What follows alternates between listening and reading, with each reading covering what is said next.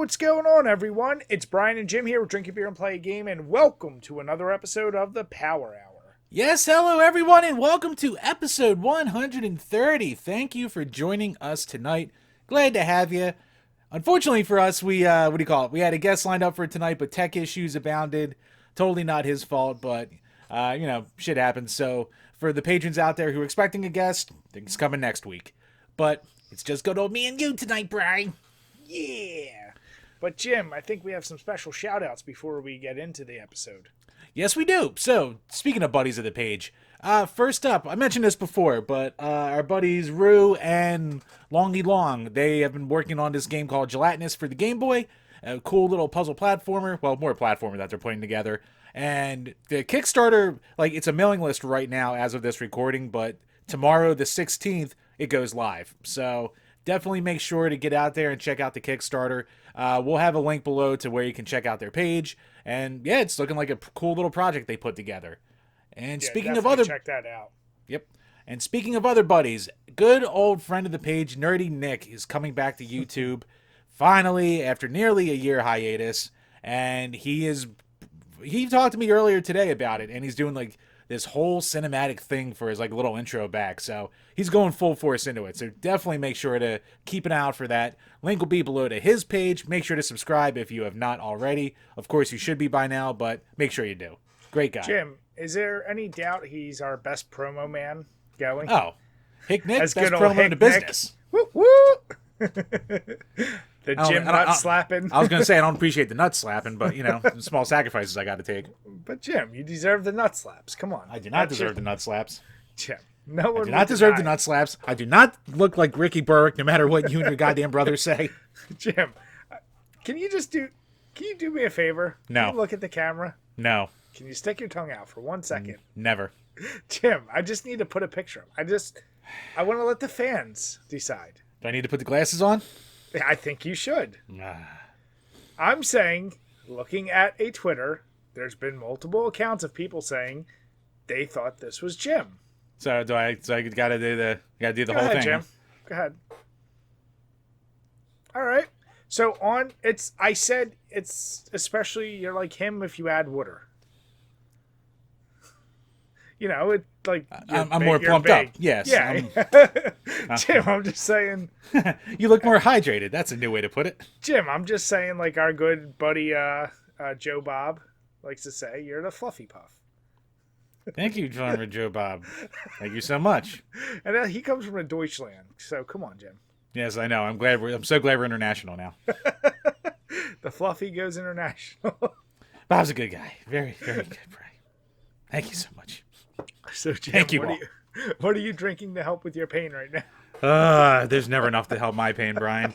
But I'm trying tonight from the Smutty Nose Brewing Company, the Blackberry Sour. So I actually picked up a whole sour sampler from them.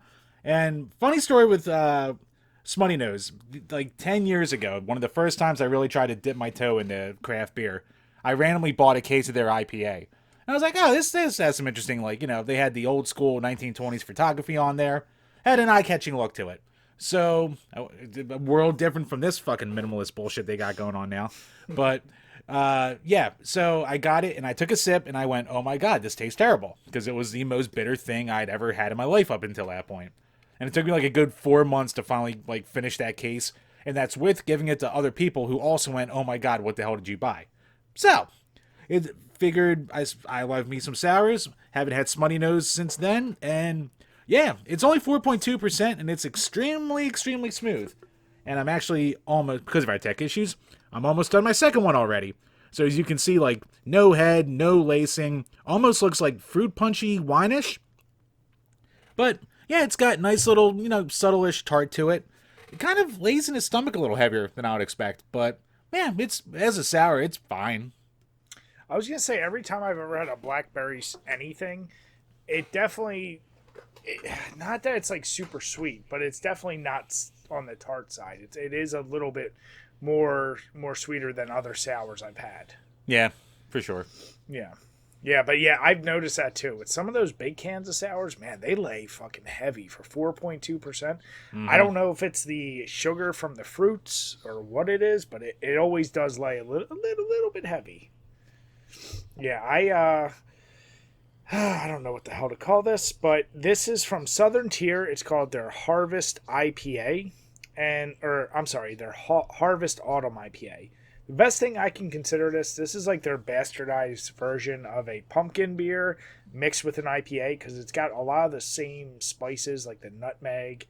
I don't think quite cinnamon, but like a lot of those autumn and pumpkin flavors mixed with the bitterness of an IPA. So it's like a lot of games we play, Jim, where it's like it tries to be too many things and it doesn't do either one especially great. So you're kind of left with either wanting an IPA or wanting like a pumpkin beer. So yeah, I saw it. It looked interesting. The bland Metroidvania of beer. It's a very meh beer. Like if you want to try something in between, this is what it is. It's the Daywalker of beers. I don't know. Well, there you go. But speaking, hopefully you've had a little bit more luck with your gaming lately, Bri. So, what? I cannot talk. What the fuck? Hopefully you have had more luck lately with your gaming, Bri. That is what I tried to say the first time. Yeah, so I played a significant amount more gaming this past week. So one of the interesting things, and it's a really hot topic right now in gaming, especially for the Dead by Daylight community, which is a very odd community, but Jim, do you remember once Call of Duty really decided to go down the path of skill-based matchmaking? Yes. And how, to a lot of people, that ruined the game? Yes. That's what yes, Bri, that did ruin games I was paired in with you on a team. Shut up, Jim. Yeah, so Dead by Daylight decided to do that. And in practice, I thought it was a good idea because the simplest way to describe it is you have a level for your survivors and a level for your killers. But the bad thing was each killer plays so different that if, say, you were like the highest rank possible and you decide, let me try a killer I've never played as, you're still going against really high ranked people with someone you've never played, so you're going to get fucking smoked. Nope. So the skill-based matchmaking came in and said, every single killer has its own individual rank now, which I liked because now, okay, like I won't be going against whatever. But the problem is, as survivors, you're still like going to be lumped in with the highest tier no matter what. And as the killers, once you get to a certain tier, every survivor is going to be using kind of the same perks. Just like Call of Duty, everyone runs the same guns, same perks. They're sweaty as shit, and they just want to win because, God forbid, you just have fun at the higher, more competitive levels and just fuck around. No, you can't do that. You gotta have the best shit. So a lot of people, streamers, like people who make YouTube videos, are like quitting the game because of it. Now, I kind of enjoy it because I'm also, by no means am I that good at the game. So like I'm still floating around and I hop from killer to killer. It hasn't been that bad for me, but I could see where that would be a problem if I did dedicate a lot of time. And I also played as the new Hellraiser killer, which was really cool. Outside of that, fucking Hades, man. Whoo-wee. I've been continuing to stream. I keep getting to Hades. That fucking second reincarnation of him keeps getting me. So it's a game that, like when we spoke to Pam, once I beat it, I may be able to just walk away. As much as I do like the amount of new shit you can unlock, and there is so much more to keep doing, it is a drain of like, oh my god, it is an endurance. Like my wrist and my arm was starting to hurt from like how often I'm like hitting the buttons again. I felt like a kid again doing the NES and Super NES. Outside of that, did beat the Alien 3 on the NES. We'll talk about it. And played the Super NES and Genesis version of it. So I can't believe how different all three games were. Like I always kind of knew about it, but I've never invested much time in those games. So it'll be something we all get to. But what about you, Chambers? What have you been playing? Dude, I haven't had dick for time this past week to do any goddamn gaming.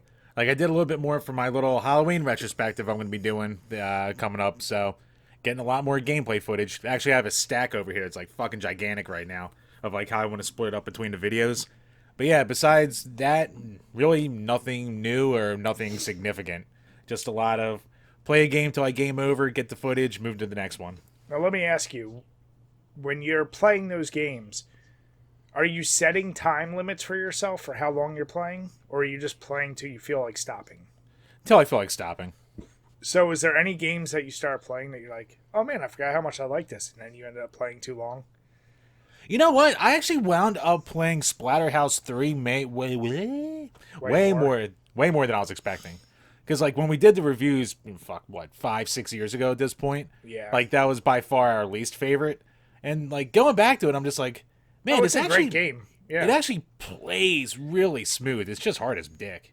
Like it's too hard for its own good. But of those old 16-bit games, it's definitely the smoothest. It just that fucking time limit, that thing, and it is marketably a little more difficult. I felt like. Well, by like level 2, like the enemies can like two-shot you. So yeah, like exactly. Like the game does not fuck around. But no, I was like, oh man, I forgot how good this was.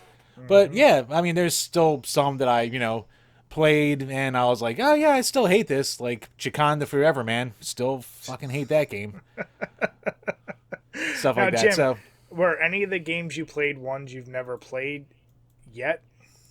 Some of them kind of were. Like Alien 3 for one. Like I really hadn't sat down with Alien 3 at all until I started to get some gameplay footage for that. So I was like, oh, that's what this is like. Or even, I know you did the review on it, but I never really sat down with Friday the 13th on the NES, and I just recently gotten that. And yeah, it's a thing. It's a game. It you know what it is? It's another one. It's a good idea. Very good idea. Like, hey, I like the idea. Yeah. Let me ask you, playing that at a minimum, I think the quickest and easiest save for that would be a better map system and some way quicker to like quick travel. Something to that effect. Yeah. Like everything else I can kind of be okay. Like the goofiness of how you throw shit and everything else, like I can kind of get over. Like you can compensate for it really quickly. Even the throwing, I didn't find that to be that big a problem.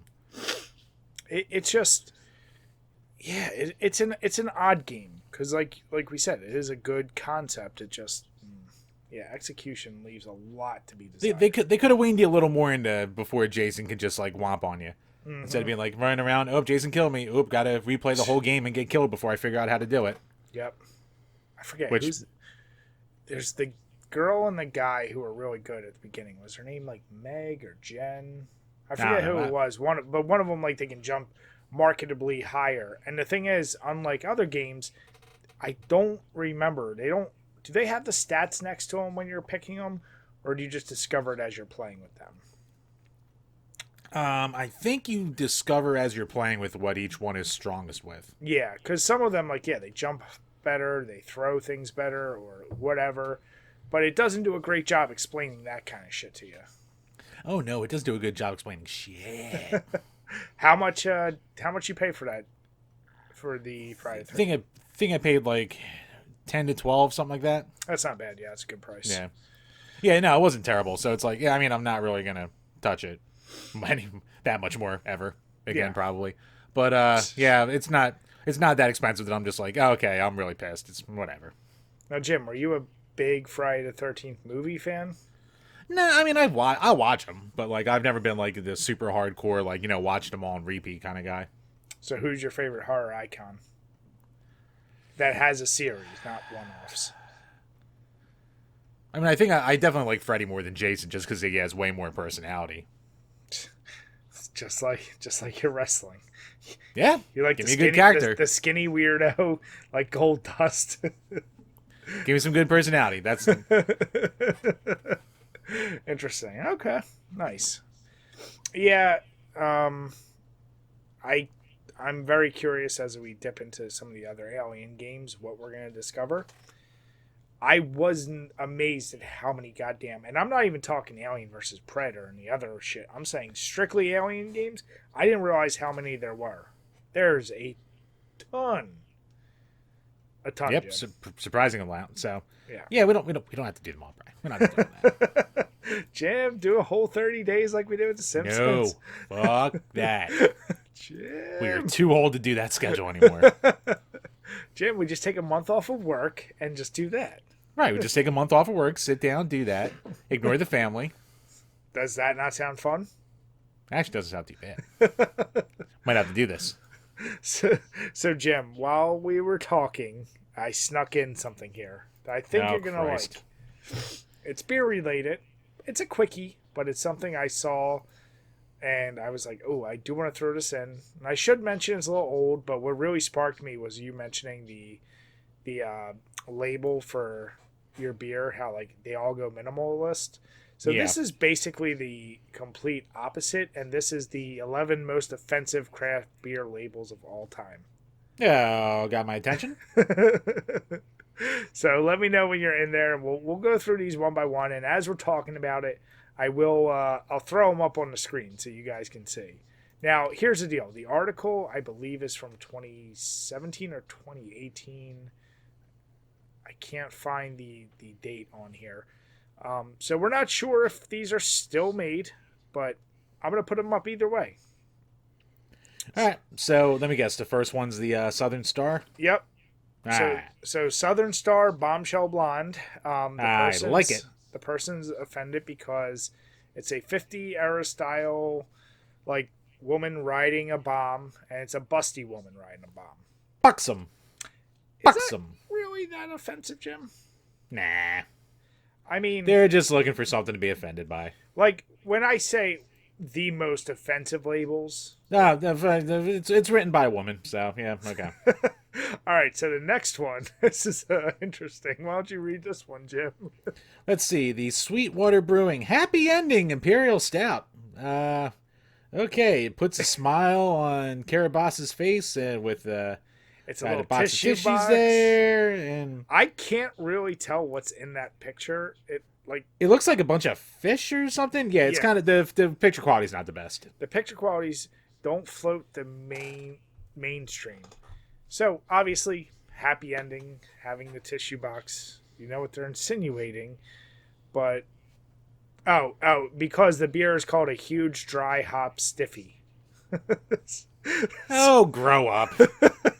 Like that's fucking cares. This is like 12-year-old humor. Like it's high school shit. Yeah, but here's the deal. This beer is from 2014, and this goes back to what Jim and I said when we first started drinking craft beer. We felt like the labels had a lot more attention, whether good or bad. Maybe you could even call this the Attitude Era of beer labels. So the next one we have the Hoyne, I guess. Hoyne, yeah. Hoyne Brewing Company's Big Cock Bock. Obviously, 12-year-old humor. There's a big rooster on the front. And cock, this is like from a cock. It's from Canada. So, yeah, they said we're going to make a bock. Why not say cock? Big Cock Bock. Rolls off the tongue. I think it's... Look, Brian, if it was made in, this year, it'd been called the Buck Breaking Bock or something like that, so... Well, here's the deal. Could have been way worse. Jim, how many stupid people probably ordered it just to say it? Of course. Something we would have done. Exactly. We still will try and probably find it. If it's still around, which it probably isn't. I can't believe this one's actually next. Yeah, what the hell's offensive about this? The name, that's really all it is. But referring to the deity of a major religion. All right, so it's the Sweet Baby Jesus by Dewclaw. And literally, there's nothing to the label. It's just text. It just says Sweet. So it's just because you're saying Sweet Baby Jesus. This lady is fun at parties. Which is, when that came out, that was pretty much after the what was the fucking movie, the race movie with Will Ferrell, Talladega Nights. I think it was like when they kept saying Sweet Baby Jesus. Like, I think it was like based after that. Well, yeah, I mean, them and Evil Genius had a lot of, the trendy, meme-ish kind of name stuff, blah. Well, the next one, Flying Dog, Raging Bitch. Well, it's got a dog on it. It's a dog. And it's, God forbid you use her name, Bitch.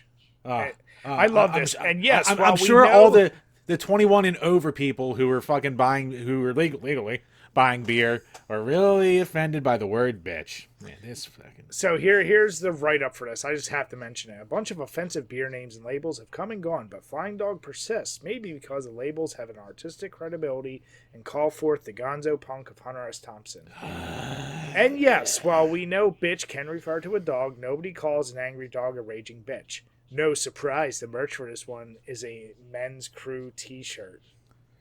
Oh, God, lady. God. Fuck. Oh, the next one is another one. Go ahead, Jim. It's Flying Dog again, by the way. Oh, God. I got to look up this fucking Emily Bell. Hold on a second. So, hold on. Yeah, I mean, hold on. I mean, I'm on it, so... let's see here. The Flying Dog Pearl Necklace Chesapeake Stout. I don't see a problem with this. This beer is also disgusting because it's an oyster stout, and I hate oyster stouts. Yeah, fuck. I mean, at least the one oyster stout I had, like, you couldn't really taste. It was just, like, kind of salty. Yeah, but we've had a lot from Flying Dog like that. Flying Dog goes heavy on the salt. Yes. Heavy. But, yeah. Do we know what pearl necklace means? Are they being cute by using pearl because of oysters? Yes. Is it a name that's going to make dudes that are the primary ones that drink this stuff laugh? Yes. So oh god, what's the problem? I don't even get this one. Oh, Pig Mines Brewing Company, PD, California style blueberry ale. Police Department Purple Dinosaur Positive Discipline. That's what on the side of the label that's dominated by a woman with her panties around her ankle. I don't know what the PD actually stands for, though. I guess it could mean anything. I guess it could. But, or does PD means, I don't know. I don't know. It's just, someone, it's just, yeah, it's someone looking to get mad. Yeah, you know. Here you go, Jim, this next one. Which, this next one that Jim's going to mention. Oh, these come guys, on, Emily. You are way too young to be this boring. Jesus, fuck. This next one is I think the king of labels for putting a ton of artwork and every time I see their beers I want to get it because I love the artwork. But go ahead. The Clown Shoes Tramp Stamp Belgian India Pale Ale. It's a fine looking tramp stamp. I like she writes, like another repeat offender, like a stamp on a tramp, this beer is not so subtle as seduction. We're invoking the sexist phrase tramp stamp, and we're following up by referring to women as tramps in our product description. Like you said, zero fun. Zero. We know. Oh, God. This girl would hate our wives. Holy shit. Oh, my God. She would hate us. We should have her on. You should. Emily, consider this an open invitation. Yeah. Please come on. Clown Shoes Brown Angel. Not sure where to start here. We'll point out the Clown Shoes. A sexy American. It's a brown ale. So they said Brown Angel. But that's it. Because okay. We'll just point out the repeat offender Clown Shoes helpfully notes that it isn't an old school brown ale, but a sexy American update. What? I don't get it. You are looking for reasons to be mad over nothing. Well, this next one's kind of just dumb. I mean, this one's not even like I don't even know what to say about it. All right, the Village Idiot Brewing Company's Thong Remover Belgian Triple. And it's like a weird, like, early 3D animation of a... Well, the label's right here, but, like... Yeah, of a dog pulling off, what do you call it, like a woman's panties and her giving the old oopsie look. And I'll be honest. And, Jim, you know what? Even though we're in this and there are a ton of female drinkers, back in the day when this was out, how many were pounding down Belgian triples? So many? There weren't even a lot of guys drinking a ton of craft beer back in the day. Like, yeah, comparatively really to now. So and looking at that label, I don't think that'll be a go-to for a lot of people either. And I'm shocked that she didn't raise a stink about it being called Thong Remover, just about it being crass. I mean, that's basically, she's just saying, hey, it's a gross label. The label does look like shit, I'll be honest. I would laugh if I saw it, but I would just be like, oh, okay.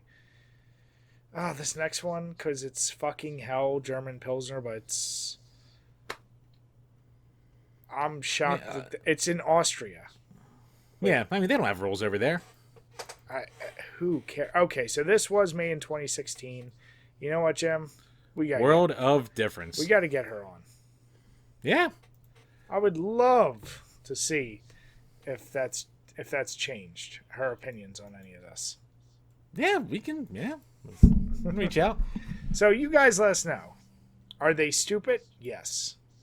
Are they really truly offending you? Like, especially because none of them. It's not like if these things were plastered all over, like on big billboards, maybe. But these are all pretty small breweries that you really got to go out of your way to go find a bottle of. Yeah, and I'm sure all these beers, except for like, I know Sweet Baby Jesus is still around, but sure, I'm sure most of these are probably discontinued by now anyway. Yeah, and like Raging if the breweries Bitch, are even still around, we know that's still there. But yeah, I thought you'd get a kick out of that. It's a odd little list. I saw. Yeah, it's just God, it's fucking just lighten up.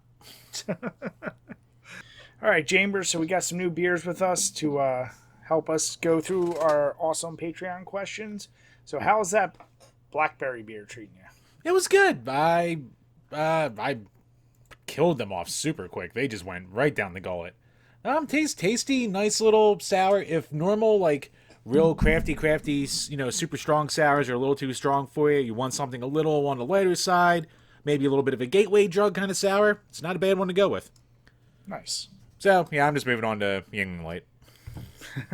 Oh wow! So I am also going Yingling, but I'm going with my Oktoberfest. Oh. So I've been writing up articles. I have a backlog of about 3 or 4 other articles. So I'm going through these Oktoberfest beers. I'm actually amazed how much variety and different flavors I'm getting from some of these. But this is an old classic. I know you've had it a lot, right? Oh yeah, I've always liked the Oktoberfest by them. Yeah, it's always a solid beer. I mean, all their beers, to be honest, are underrated. Damn darn tootin' right. They're light beer. Well, the light beer itself, yes. Yes, that thing can suck a dick. Yes. Agreed. So, how about those Patreon questions? Man, if only beer could suck dick. Man, I would never leave the house again. Except to buy more beer. You wouldn't even be a married man. Probably not. You'd get your big cock back and be a happy boy. Hey. Gotta get sucked by something. Damn it. So first up is a makeup question to JD Maines. Because never fails. I gotta remember to check the Patreon questions also by the end of the podcast because someone always sneaks in at the end. But always make sure we hit the questions when they come in. So, from JD. Are the barrage of movie tie-in video games a thing of the past? I've been burned so many times I can't help it. Think developers sucked all the jelly out of the movie game donut. That said, something like an Expendables beat-em-up or a side shooter would be badass. Wasn't there an Expendables movie? Yeah, there was the Expendables, which is just a side-scrolling shooter, which is so goofy. It's on Steam. I don't quote me. I don't know if it came out on console. It was actually a really fun game. Like, it was just a mindless go through, blow everything up, shoot everything up, and you could be each of the characters from the movie. Is there a burnout on it? The problem is there's still been movie video games, but now I feel like there's so many games that they're getting overshadowed. Like, whereas in the past, They don't get like really hyped up for their releases. Like the last like movie tie-in game I can remember with like any kind of juice behind it was like Mad Max Fury Road. Mm-hmm. Or was it just Mad Max the game? I forget what it was called. I can't remember either. But like, and then you have to like question nowadays anything that's a comic book game. Are they tying into the movie, or are they tying into just the original source material? You have all the Lego games that redid all the movies, and a lot of that, they're really fun. They're just uber repetitive after some time, but I still think they're super, super fun games that throw in way more Easter eggs and are true love letters to whatever game they're doing. They've done Star Wars, Batman, Indiana Jones, Marvel, Harry Potter, like you name it, they've probably done it. But I mean, look, Bri, there is not only is there a game that's being passed around in the meme sphere lately, but it's also a true exclusive for the Xbox Series. Brian, that game is Peppa Pig. I saw you share that, Jim, but that's not a movie. That's a show. Hey, still licensed, still counts. So here's my question. Other than the Marvel movies, what has been the big movies that would deserve a game? Like, I think the Fast and the Furious actually have gotten games. Yeah, I think they have. I don't know anything about it, so I think like if there's a movie franchise or a movie itself that makes enough money, I guarantee you there will be games about it. I think like now though, most of us are wise enough that we tend to skip over them, or if they get like the Mad Max game, which actually got a ton of praise, they'll get looked at. But in the past, it was more because it was NES, because like that was the first time you're getting these big movies converted to games, and you didn't have the humongous selection of games you have now. They were more looked at, and like Jim was talking about Friday the 13th earlier. So yeah, I think that no matter what, you're always getting, like with the new Matrix movie, I guarantee there'll be another Matrix game. I would love to see a new Matrix game because Enter the Matrix sucked. Dude, you didn't like that? Dude, that game's blue, dude. Even when the Matrix was awesome and that game was brand new and it was like a sign of the times, I still didn't like it back then. See, I actually really liked that game. I hated the two characters that you play as because, of course, when you play a Matrix game, you want to be Neo. Right. And you're like, oh, I'm these side characters that were in a movie for 10 minutes. Right. But the mechanics, I loved, like the bullet time and the fighting mechanics. It was a little tough towards the end, but yeah, I never played the follow-up sequel where I think you can play as Neo. But yeah, Matrix is an obvious choice of why didn't that ever get some kind of super awesome game? Yeah, that's so. If there's one to expect, it's got to be that. So, because I mean, there aren't even that many like outside of Marvel, like big blockbusters anymore either. Like we're in a weird time for movies for obvious reasons. So, yeah, like Harry Potter's washed up, Lord of the Rings done. I mean, like I said, you really have Fast and the Furious. Is when I'm thinking like franchise titles. That, the Marvel movies, if you want to say DC, but who wants to say that?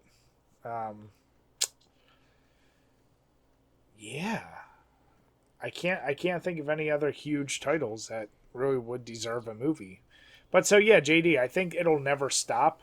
I think it's just easier to avoid just throwing money at every movie title nowadays. Yeah, I guess the law of diminishing returns really started to hit by the 360 era. That's when they really started to fall off a cliff. Like an Iron Man game that my good buddies got for me. Happy birthday! Wait till I give it to you, and I'm going to make you finish it as we do a review for it. Happy birthday. But yeah, Alex Perez did follow up with him saying, I do miss the random movie tie-in games. While most were definitely shit, there are a handful of current properties that would make for some damn good games. We agree, as we discussed. Sure. All right, and going on to this week's Patreon questions. I'm gonna check this at the end of the episode to make sure we have them all. I posted this right after we did last week's episode, so there's no goddamn bitching. I did my part.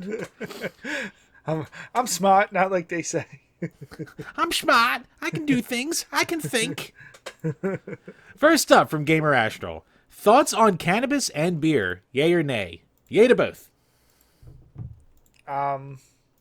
Does he mean cannabis in beer or like? He just said cannabis and beer. So okay. I wonder if he's talking about both as a concept, because as a concept, yeah. Make it legal, make everyone be able to drink it, whatever. Fucking put your restrictions to keep it adults, that's fine. I don't give a fuck. Let people do what they want. Yeah. As far as combining them goes, now, Bri, you have never imbibed, so I will have to cover this one. It can be both either the best night, some of the best nights, or some of the worst nights.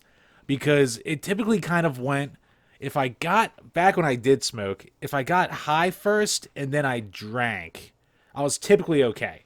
But I had to make sure that I didn't really smoke up anymore, which, if you're a fucking pothead, of course you're going to smoke more. But if you're drinking first and you're like pretty much drunk and then you smoke, that was just instant. You get the spins like, oh, God, dude. Some of the worst spins of my life were just like doing that combination in that order. Like they say beer before liquor about being sicker. Be drunk as hell and then smoke a fucking fat bowl. You will be puking your ass off. Like you go night night after that. Yeah, like I'm actually curious. I have to imagine there is beer out there, and really all you're talking about is having the THC in there. But if you didn't have, I'm sure there's the shitload of cannabinoid infused bullcrap. Yeah, yeah, like I'm sure there's a CBD beer out there, which I don't know how that would work. From CBD with your witch hazel fucking oil, whatever. It's all about the THC. It's all about the fun part. But here's the question: as someone who hasn't done that, is there really a taste to it? Like, is there any reason someone would want like a weed strain taste with their THC laced beer? No, you definitely don't want to taste it. And like it's kind of weird because it's almost like tasting a smell. Like if you follow my drift on that. No, I get that. Yeah, because like even if you have like concentrate or stuff like that, like you get concentrate and you put like a size of a rice, a piece of rice on a thing and it'll fuck your day up because it's like so concentrated. Sure. But like it still kind of tastes just like a concentrated version of like what you would smell as you do it. It's weird. Like there's definitely like a grainy-ish taste to it, but it still tastes like what it smells like. Because like the hop family isn't far off from the weed family, so I didn't know if there is like hops have so many different flavors. If the flavors, if brewed into a beer, would it actually make the flavor completely different? That would be interesting to see, though. There's got to be a THC beer out there somewhere. Because isn't there like a ton of different like weed strands and like flowers? So just like hops, I think they are like weed growers and fucking craft beer people are not that far apart. That's what I mean. So hey, I like Jim. I'm all for it. I'm one of those people that say, just at this point, legalize everything. Just tax the shit out of it, so it can help with that bullshit. You're an adult. You set an age limit. Maybe it helps. I don't know. Yeah, make it all legal. Fuck it. You can't handle that's on you. Whatever. Stay out of my business, government. Damn it, Jim. Big government trying to take my rules. Jim's like, let me look at my hentai in peace. That's goddamn right. What I do with an octopus, damn it, my goddamn business. That's animal cruelty. Not if it's drawn, Bry. That's what the perverts use as their excuse. Next up from Burn Retinas. Which one do you hit up first? Vans Warped Tour or Ozfest? Never been to either. I've known a lot more people who do Ozfest. Who've done Ozfest, I should say. That may have been... Are either of those a thing anymore? Ozfest, I'm pretty sure isn't. I think Vans came back once or twice from its heyday. I was going to say, how long was Vans around? Like, didn't it get started late or like early 2000s? I think it was more late 90s. Let me look that up. Was it? Maybe there was a Vans Warped Tour still going every year. I'll be damned. I'll be goddamned. So, apparently it started in 95. Wow. Yeah, so it went around from 98 to 02 and then again in 2013. Oh, no, that's just Australia.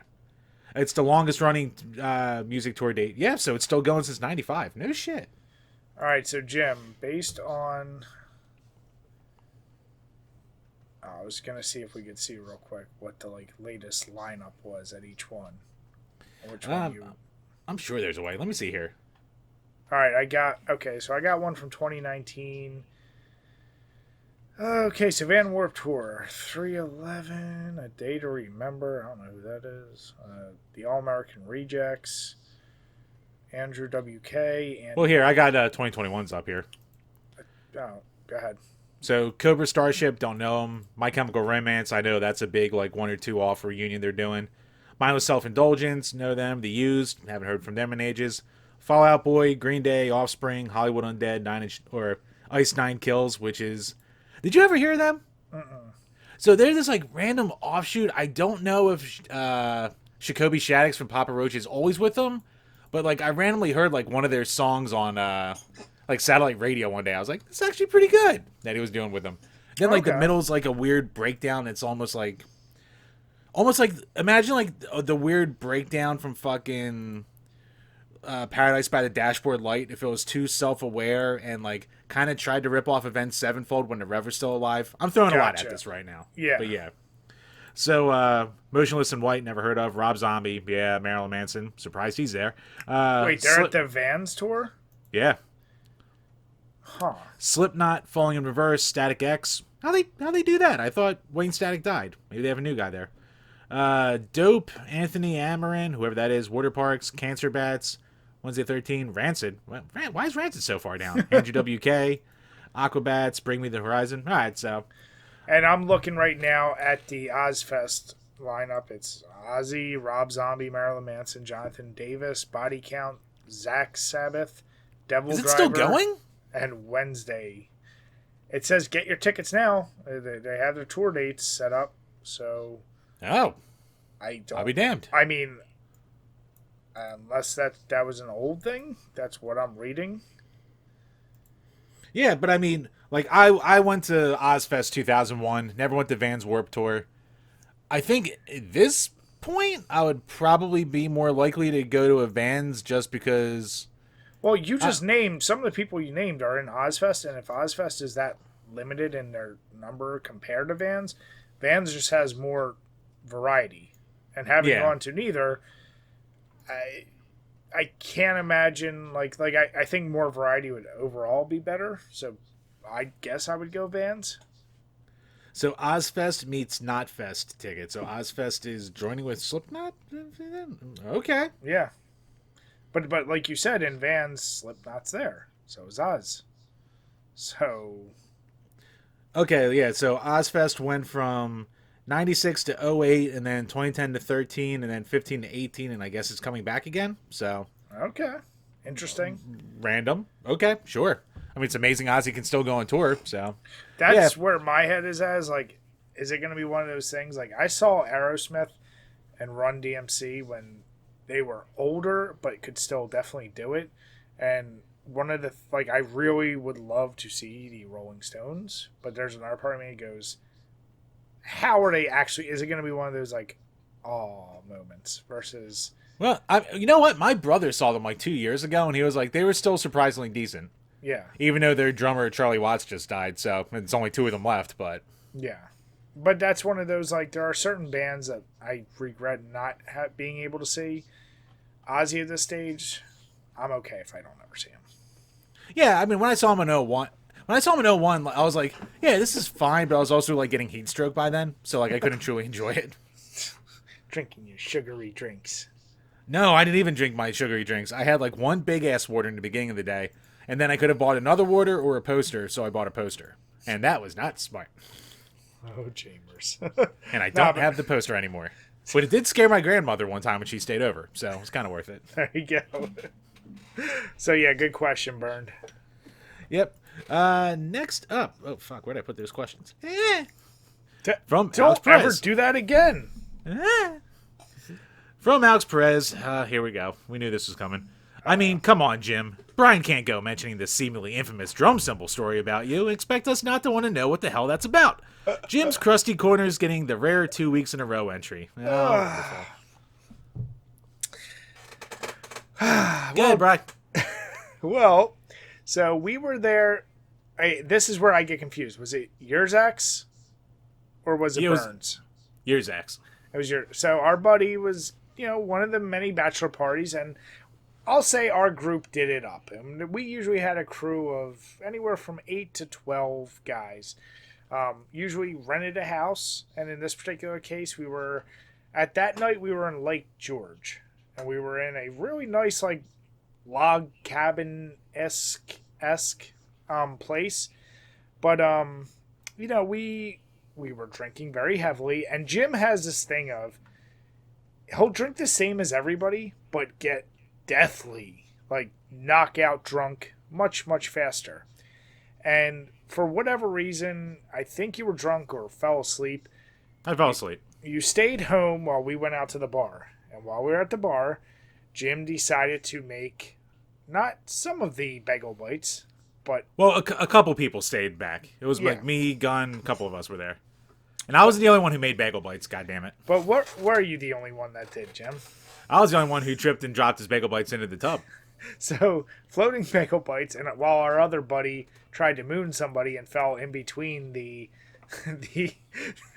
the hot tub and a wall. So, yeah, Jim was a drunken mess. Bagel bites all over the place in the hot tub. And when Jim gets like that, it's natural we fuck with him.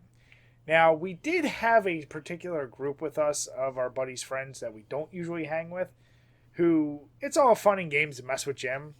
I'd say some of the things they did might have taken it too far. Like, we tried to make Jim a burrito, and they decided to dump Coke on him. I don't know why that was a thing. But that was, like, really what set Jim off, and because... That's because I was passed out, so they decided to, like, wrap me in a burrito and then dump, like, Coke on me and shit like that. Yeah, I don't get the soda part, but that happened, so Jim, had to strip off for some reason. Butt-ass naked, running through the house, really pissed off. And just standing at the threshold of the door, butt-ass naked in all of his glory. And there's a drum set right there. He decides to pick up a cymbal and throw it, and it, like, leaves a pretty decent goddamn mark in the wall. And as we said, this is like somebody's house. So this is probably some kid's drum set that he's just throwing cymbals for. And as a drummer, I thought you'd have more respect for it, Jim. Nah, fuck him. But yeah, when Jim gets mad when he gets drunk, he's a thrower or a kicker or a whatever. But yeah, he doesn't get really angry outside of being super drunk. So I guess that's when all the rage comes out. That's when the rage comes out. So then, I don't even think that's when everything I suppress piles up. But yeah, I mean, the true visual from that whole thing wasn't me the throwing of the cymbal. It was me running around trying to chase the one guy down naked with my little dinghy flopping in the air because I'm doing it. And of course, like any true Wambers, you still had your big white socks on. Of course, I had my big white socks on. Gotta be comfortable. It's a visual that no one will ever get out of their minds because, as he said, he's running around. It was a sight to behold. That's all I'll say. So yeah, cymbal into the wall, naked Jim, and I don't even think he bothered getting dressed. I think he fell asleep naked that time. Yeah, I went back to sleep naked. So yeah. Fuck all you. Look at my rolls. Jim, it wasn't the rolls I was worried about. Well, Brian, there wasn't that much else to look at, so. Jim, either pull your pants up or pull your ass crack down. I can't. I cannot pull my ass crack down. It's extended because of a cyst. You do it. No, I can't. I literally cannot. It's a zigzag. So there you go, Alex. That's the abridged, easy Jim cymbal version. Yep, lucky me. And last up from Michael Soto. I was a big fan of Hercules: The Legendary Journeys and Xena Warrior Princess growing up. I'm curious to what your thoughts on both series were. And have you ever played any of the tie-in games? Xena had 2 different games, an adventure game on PS1 and a 3D arena brawler on the N64, while Hercules had a Legend of Zelda-like clone on the N64. I know of the Xena game on N64. Never played it. Yeah, I know. I never played of any of these. But I know both Xena games. I never knew about the Hercules game. Hercules was a weird situation where I knew about that show because of the toys, and I had a lot of toys. Like I had the Hydra. I remember it was like a yellow Hydra with a bunch of heads. I think there was like a Minotaur, and at least 1 or 2 others. And then himself, like he had like a cool sword and these like gauntlets or whatever the fuck you call them. And I remember I was like, oh, this is like a show, and I just thought it was like Greek mythology bullshit. So then I watched a few episodes of the show. It didn't really grab me. And Xena, like knowing that it was kind of rip-off, by that point I was completely out of it. So I'll be honest, I've never watched any of the Xena. But I did watch a few of the Hercules because I was so obsessed with the toys back in the day. Yeah, I didn't really watch either. So even though looking back, Lucy Law was aged like fine wine she did. Damn it, Jim. Fine wine. Jim, the only reason, the best thing about Xena was the fact that it spawned that Treehouse of Horror episode where Xena needs Zex. Yeah, she's that was in a the good bag. The collector. Oh man, I'm looking at these Hercules toys now. They're still so awesome. I'll have to look into that. I don't even remember there being fucking Hercules toys, so I learned something. Well, Well, about time. Symbol boy. Yeah. Oh, yeah. I Old had that dick one, flop. too. Right, stop looking at toys. I can't help it. Now I want to go find them. So, yeah. I'll go Hercules just because that's my connection. Yep. And I will go with Zenith because of the Krusty Corner.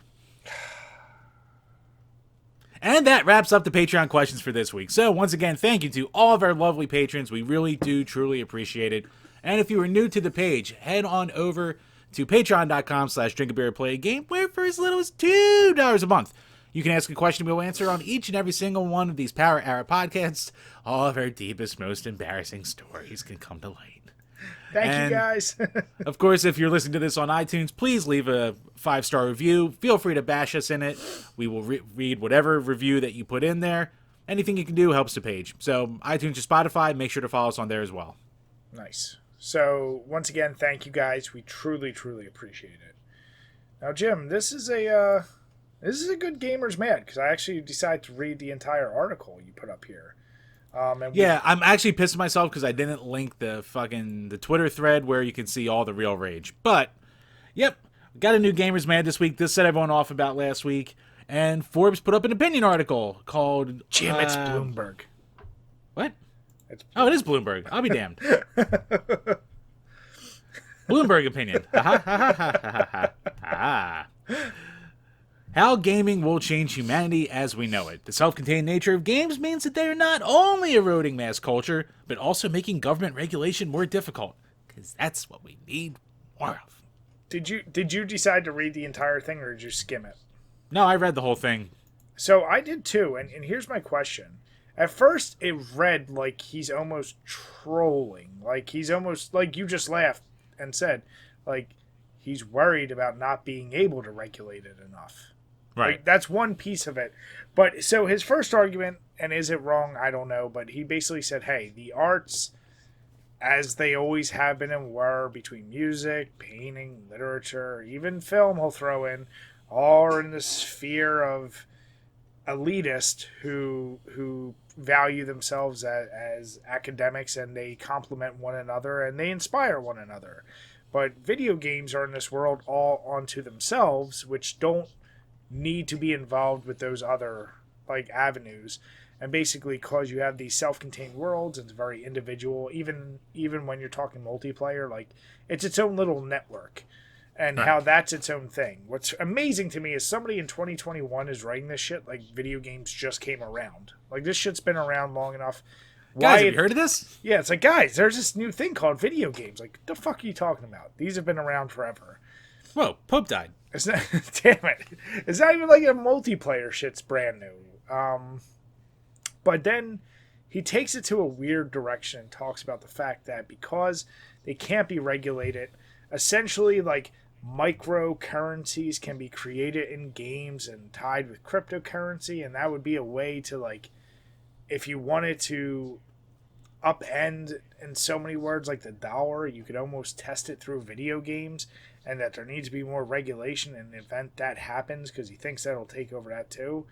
I'm like, dude, what the fuck are you talking about? Like, at the end of the day, yeah, like the whole point of video games are true escapism, and he does touch on that. He acknowledges people make billions of dollars from it. It's an industry that's bigger than all of, what do you say, film and sports put together. Like, yeah, he was kind of alluding to that. Like, so he's acknowledging, hey, this is obviously a moneymaker. But he did say, like, when you're doing video games, it is like you are competing, whereas the other things are just you're taking them in. Whereas we've talked about this many times. How often are you just sitting back and taking in a video game? You're not. You're like actively participating. So it's a completely different medium. I just didn't understand, one, why he's making the point, and two, why he wants regulation in this shit. Because he's worried about a potential... Because he's worried about the metaverse that arrives, where gaming will swallow many more institutions. Yeah. And create countervailing versions of them. And whether you belong to the world of gaming, it's coming for your worlds. I hope you're ready. Like, shut the fuck up. Well, here's my question, Jim. If I was playing devil's advocate, I wanted to say there was one truth to what he was saying. as we've seen with microtransactions, and as we see with all the bullshit and buying in-game currencies and whatnot, Right. my worry is more like the influence of outside, like, crypto shitheads who, like, decide they want to incorporate that now into games, and even you gaming is a form of mining, and it's being turned for a profit. Like, if it develops into that system, that would kind of suck. Like, imagine if everybody found a new game that was like a Sims-esque thing, and you work in the virtual world, and now you're creating this virtual currency in this secondary world that is netting true profits for some cyber shithead. Does that bother you at all? Yeah, but if you kind of know that going into it, then... I'm saying, what if you're not being told that? Would that bother you? No, I mean, if you don't know that going in, then yeah, that's definitely shitty. And I'm sure that's an exploit that will happen someday. We talked about an article a couple weeks ago where it's like, found out that like there's like a little baseline code where like basically they were mining shit using people's information. People using like their that. great computers while they were playing games, basically. Yeah. Yeah. So yeah, it's definitely going to be more of a big problem, but I just think, I can't see it being that big of a deal in the long run for a while though. Because even the world of crypto is still, it's becoming more and more of a thing and more of a meme. And like, what was it, Ecuador or Salvador made like Bitcoin like it's like a national currency. So like, there's little strides here and there to try and make it a thing. But I don't know. I still think until like the major powers of the world, like, try and actually incorporate it with fiat currency. I think this guy's just mad that, what do you call it, like fucking. He's more mad that like books aren't as popular anymore. Yeah, and he points out like, books are on the decline, movies are on the decline, even sports are on the decline, but games are going up, up, up. And here's a question. Well, yeah, we've been locked in our fucking houses for a year and a half. What do you want? I'll be honest, you and I have talked about this. We have kids. We don't want to see our kids just sitting and playing video games all the time. And he mentioned like in China they have that crazy like you can't play more than 3 hours a day rule. Like they're worried about the youth, like, hey, it could be so much easier, even more than it was before, to get this idea that your life is gaming, especially when you see people making money off of it and, like, throwing away careers or potential opportunities just to game. Is that a future you want? Like, as cool as it is that our kids, in theory, hey, you could make an entire living doing that, you don't want that for them. No, I want them to have real skills. Yeah, exactly. And then that's where the argument could lead in the future is like, well, what do you define? Like, would you be happy if your kid was a professional athlete? And then if she gets hurt, she has no other real skills. Is that equivalent to being a gamer who could make more money and never get hurt and do it for the rest of her life? Yeah, I mean, it's like anything else. You put all your eggs in one basket. That's, a form of escapism and entertainment. That's a risk you take. Yeah. So but that could be your only skill, and then you blow out your knee, and then you fucking, you stock shelves the rest of your life. No disrespect to stock shelvers, but you know what I'm saying. Yeah. But that's my point is, like, when, this idea the fuck is... Are you sitting by a goddamn wind chime over there? No, that's the my Ring alarm for outside. Oh. I thought my volume was down, but I think it overrides that. But... like I said, I think he's being a shithead on how he wrote this article and everything he's trying to say. He is just worried about all these other avenues. They're not as important to gamers. Granted, movies are never going to go away, but they're not the thing. Just like radio essentially went away. It's still here, but it's not what it was. And everything has a time and place. I mean... We don't live in the world where our friends gather and have discussions about paintings. Like, and that's a big thing probably elsewhere or whatever. It's just, what is considered art moves. And I think what he missed in this is, to many people, video games are art. They're interactive art, but you could view them as art to a degree. My favorite thing about this article, though, and that's why maybe I'll try and find the old tweet, too, is because, like... Everyone previously read like 2 paragraphs in to the one line where he's like, there are people. It was basically along the line. You know what? Fuck it. I'm not gonna butcher this. I'm gonna find this goddamn exact quote. Okay, when he said, "It is easy to become a world-class performer in a game without knowing much about the broader culture." So that line alone gave off the one, it is a dumb line, but the fucking gamers coming out and going, what? No, it takes a lot of goddamn practice, and it takes forever to learn how to perfect the game. You don't know what it takes to fucking protect the game. And I've dedicated my life to protecting the game. It's like when Ninja did his stupid little comparison to like being a field goal kicker years ago. It was like that times like 1,000 people in this thread. And I was like, oh god, the fucking the gamer bros are fucking mad again.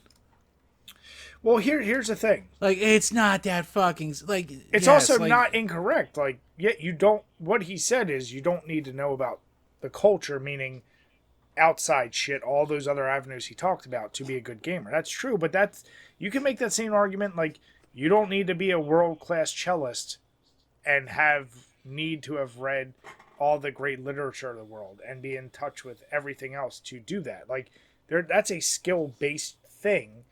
The only times culture needs to interact is probably when you're a writer, something with movies and music, because you probably do need to be a little more influenced by the times and things going on. Yeah, as a gamer, anything competitive, do you think fucking Tom Brady needs to be up on the latest everything else in other cultures to do what he does?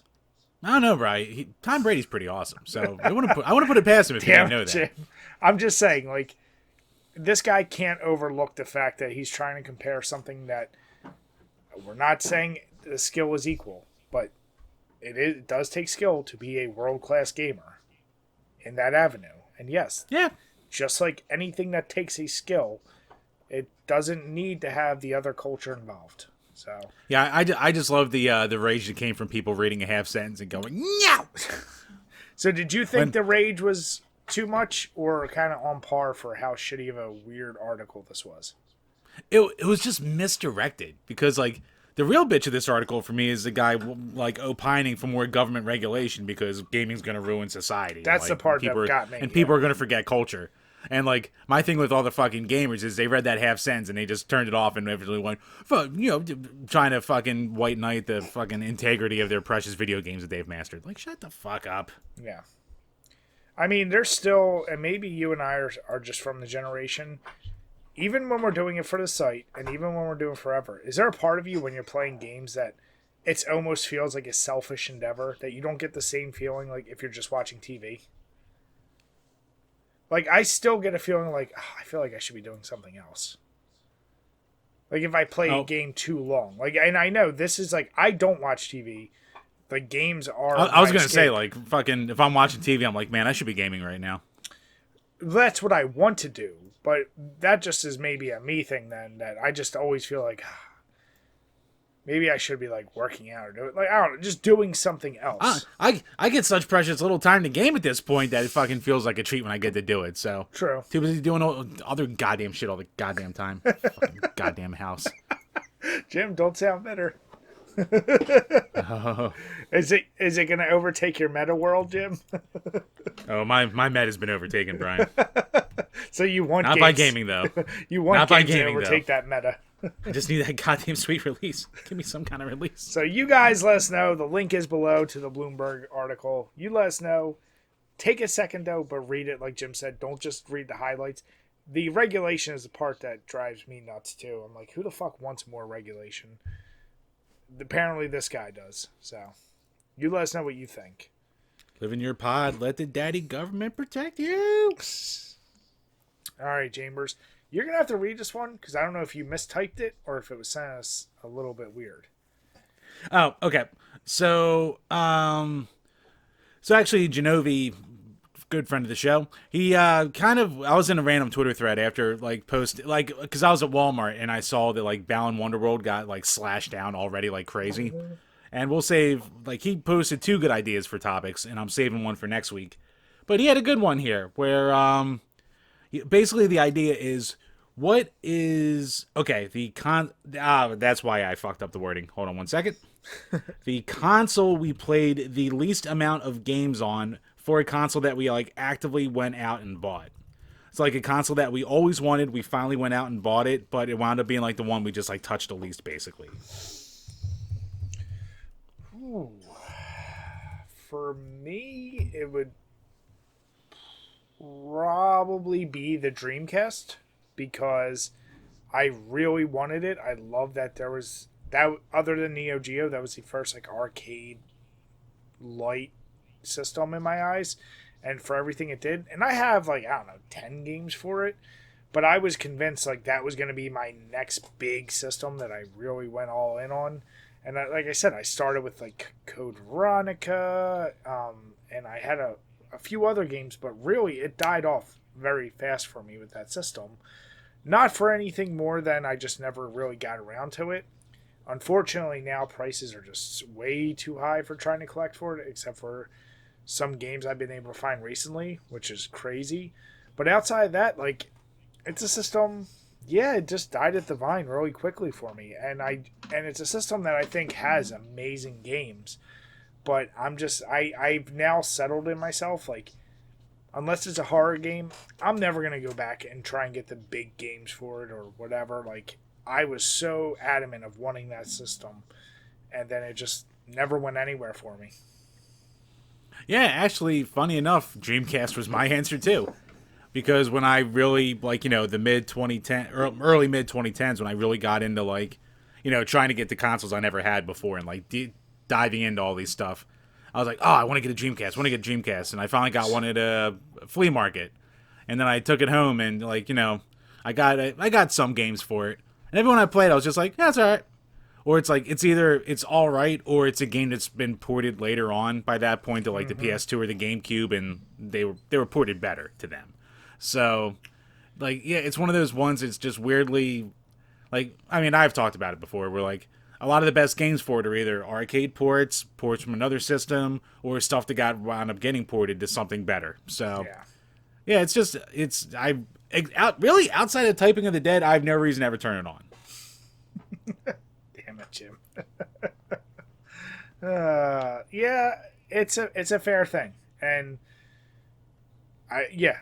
all those points you make strengthen what I'm thinking. Like, and unfortunately, right now, I think you and I both have the same idea. I think we both kind of want to get a Saturn, and I fear that could fall in the same category, because I feel like we are close to some bullshit coming out where it's like all the Saturn classics that you need released here. And I don't think we're ever gonna get a Saturn Mini, but I wouldn't be surprised. I'm actually shocked there's never been a big Saturn digital collection ever made by anyone. Yeah, exactly. So, yeah, Dreamcast for both of us. It's a system that is impressive, but it's at the same time it's very forgettable for a reason. So, yeah, that's my go-to. Right, we're gonna trigger the Dreamcast diehards. Amen. They are small but mighty. I mean, at least they're not as bad as those Genesis torques. Yeah, right. Fuck this. All right. But now when I saw that, I was like, ooh, there's a good topic. No, so, Jenovi, yeah. that is a good topic. I think, you know, I thought of, like, some of the PlayStation, like, 3 and 4. But the thing is, I still actively want to buy for that, and I will continue to buy for those systems. Obviously, 3, it's another one.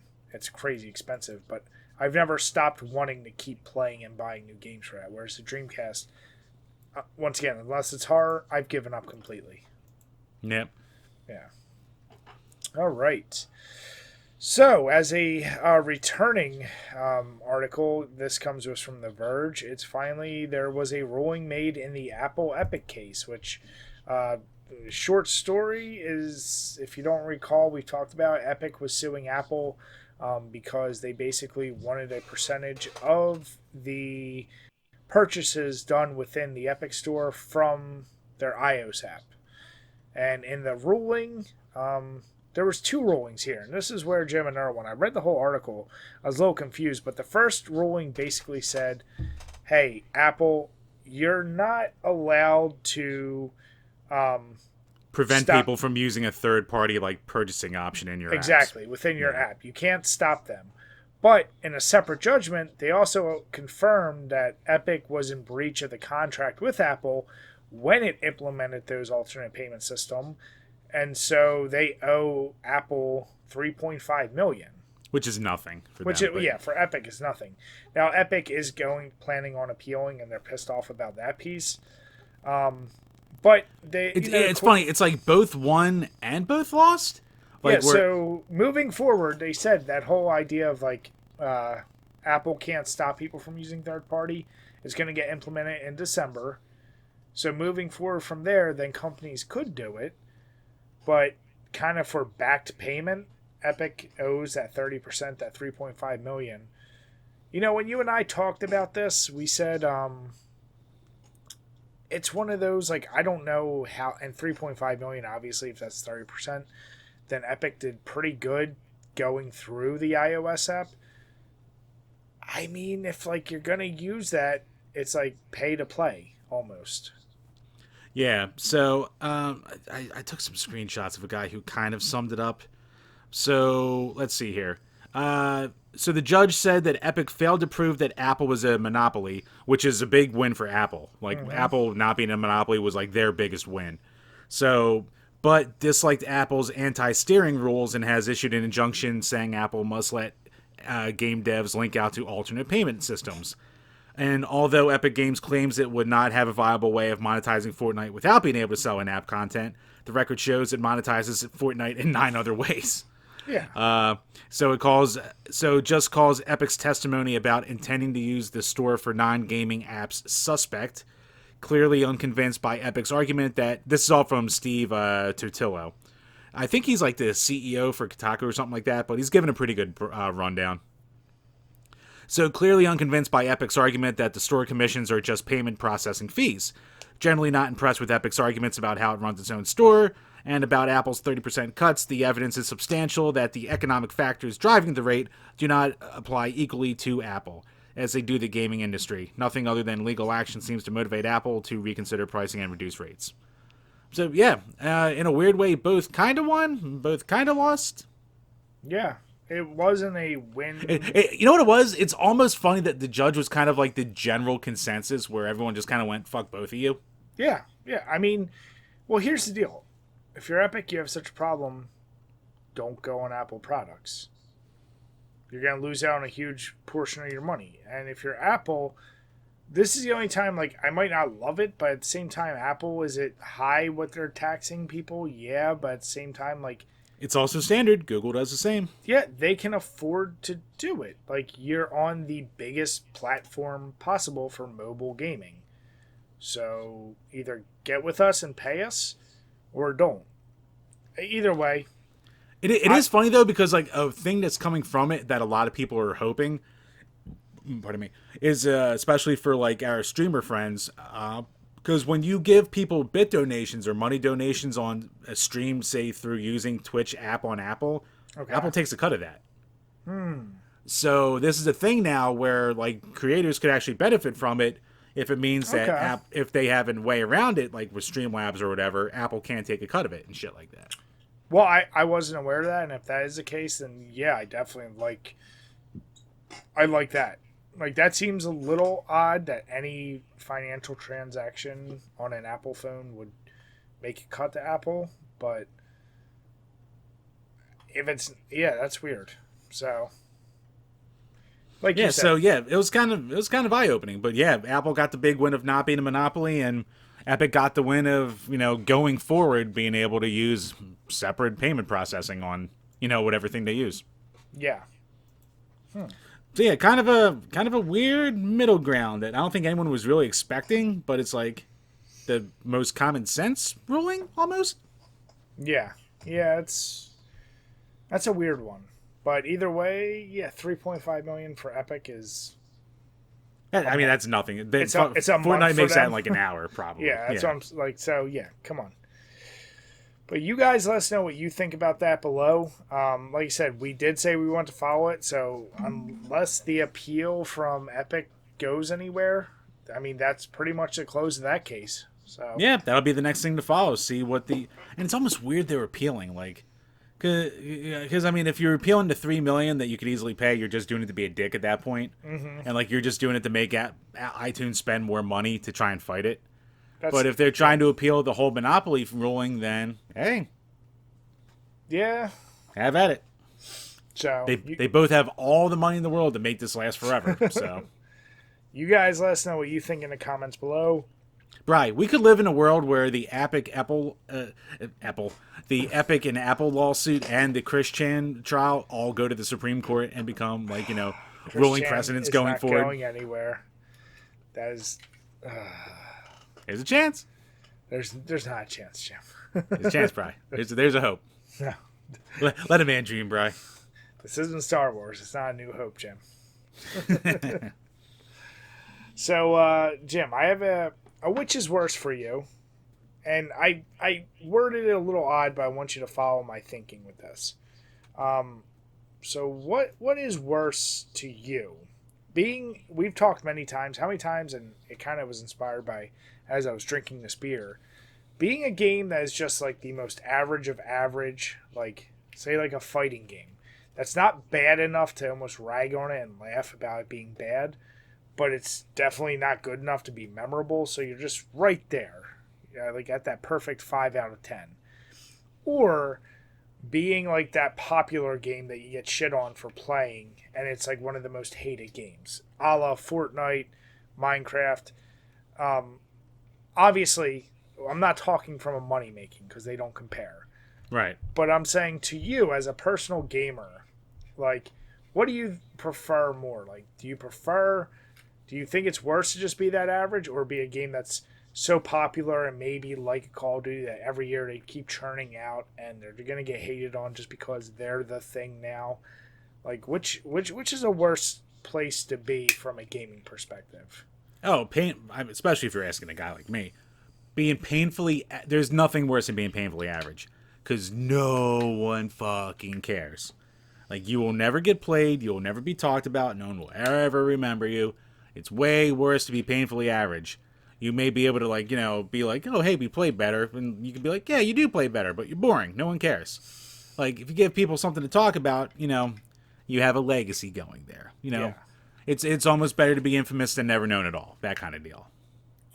Is there any part of you, and I think I already know the answer, but like now that you especially Look, Brian, like if you ask me right now, what would I rather play, Power Moves or Rise of the Robots? I would say Rise of the Robots every time. Gotcha. Yeah. But is there a part of you, and I ask this to you because I know there is a part of you that likes that like weird, I want to like the unique niche thing and not the popular thing. Like, you generally go that way. You give goofy answers when like, hey, I like the popular thing, but I want to give something a little more unique. Right. So like, even if for example, like, you might catch shit for every time we say, like, hey, we're big Call of Duty fans. We play it every year. Da, da, da, da. Right. You might be more tempted to say, and I'm not saying Titanfall is a bad game, because obviously you and I love it, but that's one... For the most part, you have the people that know about it and love it, but most people don't even know about it. And it's pretty forgotten by now. Fall into that it was an average game from a legacy standpoint. Even if it was fun to play, at the end of the day, it's just another shooter with a cool mechanic. Yeah, Titanfall's a real shame, because the first one was a cool mechanic that was kind of bland and bare bones everywhere else, but man, fucking 2 had a really good fucking great. single player. Yeah. And no one cared. No one cared. No one played it. So in the annals of time, that will be a game that 10 years from now, people will be like, oh, underrated gems of the Xbox One era, and that could easily be one. That's one people already talk about like that. Yeah. But even sadder in the future is like, if there's not even a server to do multiplayer. You know what might be a better example of that is like Sunset Overdrive. Yeah, because exactly. Painfully average, but fun as hell. Yeah, like, I really liked it, but I can see why it had a huge push, but it bombed, because at its core, it is pretty much a painfully average game. Like, if you've ever played an open world, like an Infamous kind of game, or Hulk Ultimate Destruction, or one of the goofier Saints Row kind of games, it's in that vein. But it's nothing you haven't seen before, and it didn't do anything enough to set itself apart. But just the overall gameplay though was really fun and solid. Yeah. So for someone like you, you have a game like that, but at the same time, then you hate games. You hate the Uncharted games because you don't like that style. Right. And there are plenty of people. Look at like when Last of Us 2 came out, how much people hate. You had either just love or just hate. So that would fall in the Yeah. category of like, man, people fucking hated that game. So it's like, is it worse to be a game that's so divisive like that? Or like you said, like a game that is just average, it just goes nowhere.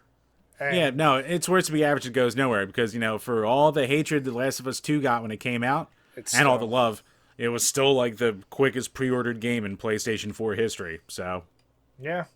So here's my question then. When you think of a game developer, or even like fucking, or if you want to talk about like a really bad game, like I guess a good example would be like something like Ride to Hell Retribution, which is like easily considered one of the worst games ever made. And like it's not, that's like one that like it definitely, like it bombed when it came out and it got torched by reviews and everyone does say it's terrible, but that's one that people are going to go back and play way more and talk about way more than just say, because it got the press, yeah. right, yeah, that's if you go back from that era, like compare that to like a Kane and Lynch 2, which no one ever talks about. So Yeah. and Kane and Lynch 2 is a solid game.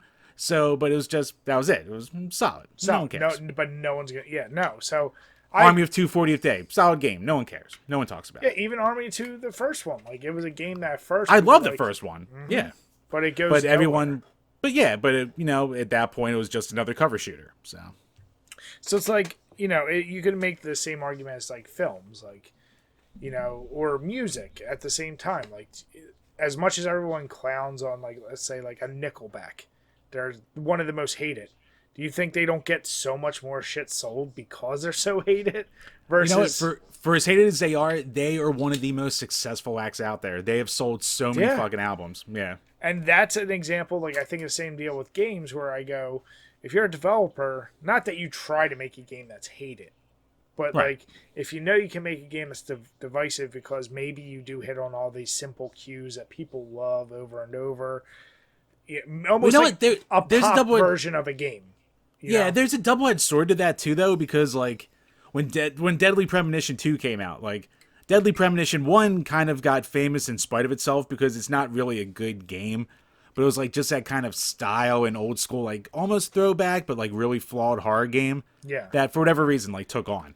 Yep. So when he made the second one, he tried to do that again, but he tried too hard to like actually do it. It's like if Tommy Wiseau tried to like do a Room 2 by like jumping headfirst into making a Room 2 instead of like, accidentally just trying to make a bad movie and like failing miserably. Yeah. Okay, fuck you. Here's a good example. It's like making a Room or making a Sharknado which tries to be a Room. Yeah, like when the Room works because the guy, for all his faults, and like most Ed Wood movies, they were trying to make a good movie. It turned it out terrible. But when you try to be in on the joke too much, that's when it comes off shitty. So yeah. Right. No, I agree with that, and that's what I'm saying. Like, it's a shame because what we call average games, it's like Shaq Fu, if it didn't have Shaq involved, would have been one of those just average games, not the most hated of all time. Yeah, it would have been a completely forgotten fighter. Yeah. But that's what I'm saying. Like, does it do better to be an infamous, hated game, whether you're actually a good game or not, or an average? I said it's an odd question to ask, but it comes down to preference. I'm with Jim, though. Like, get more eyes on you for one reason or another. And a lot of times, when you are a really hated game, chances are the hate is overblown, and you're going to actually get looked at and be like, people that decide, let me see if it's actually as bad.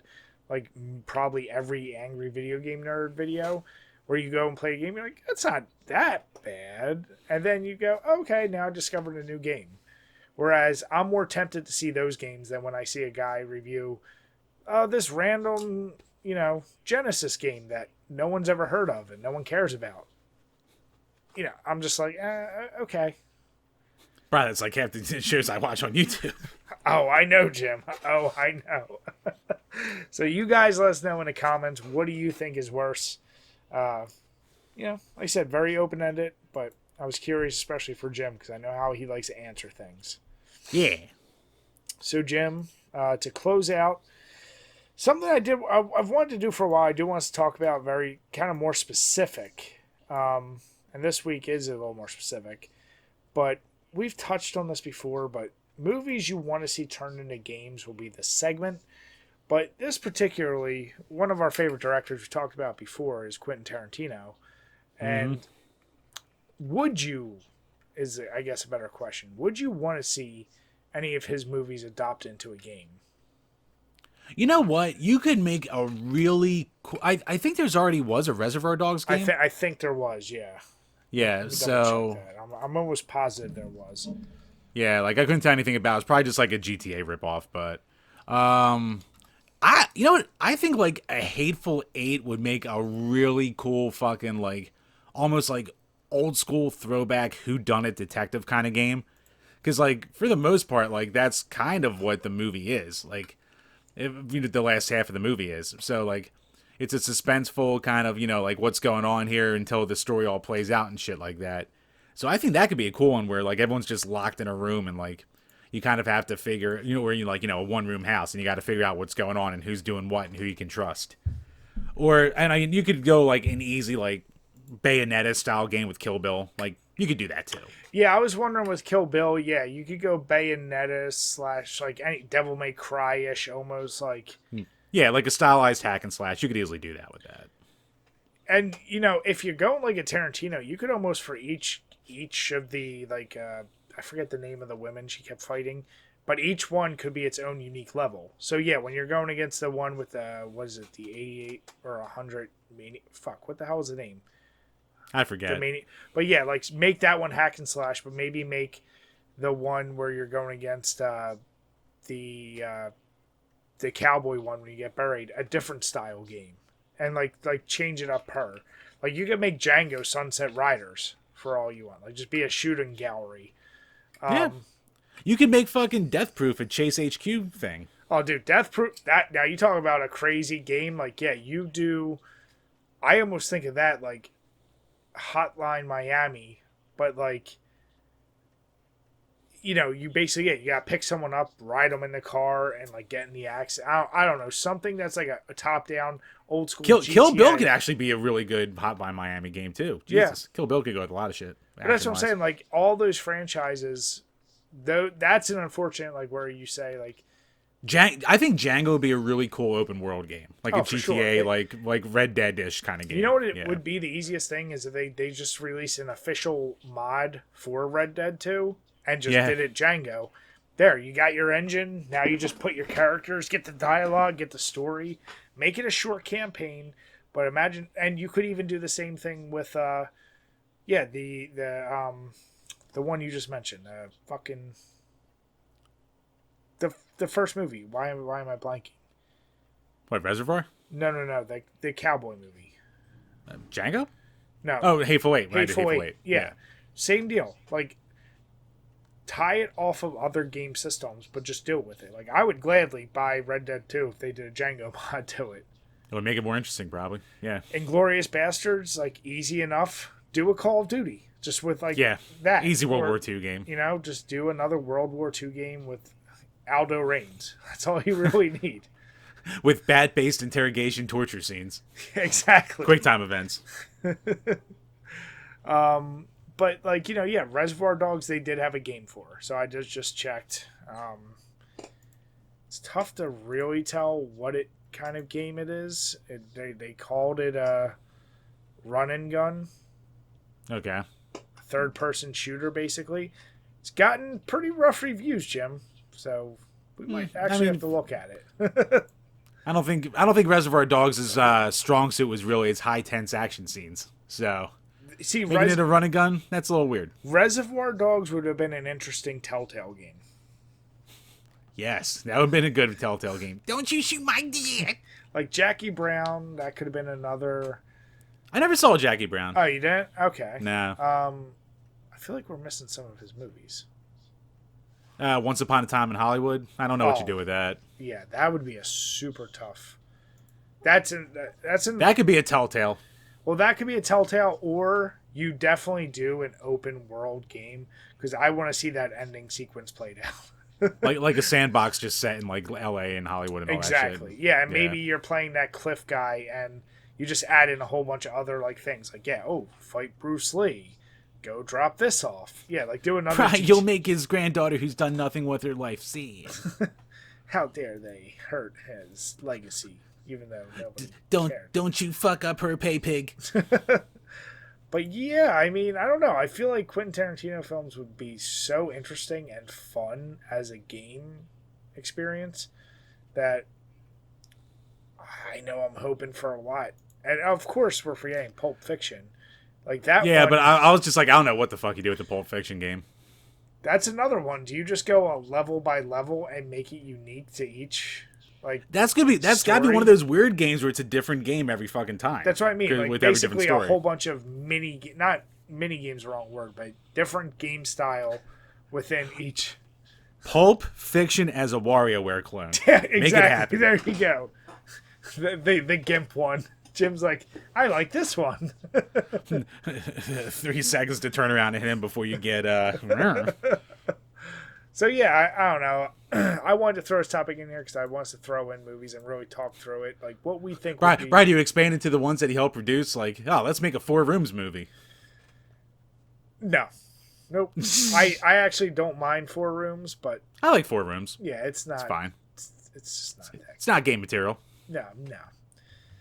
But yeah, I think all of his movies, because they all lend themselves to such a unique game genre, and they're all so different. That what I actually would love for him to see, and it's gonna be surprise. I want to see him do a horror movie and his thinking, the way he does. Like, I don't even know what to end. Granted, since he likes grindhouse stuff, it would definitely be some kind of slasher. But I would love to see that. Yeah, it would be interesting. It'd be interesting to see how he goes with it. Yeah.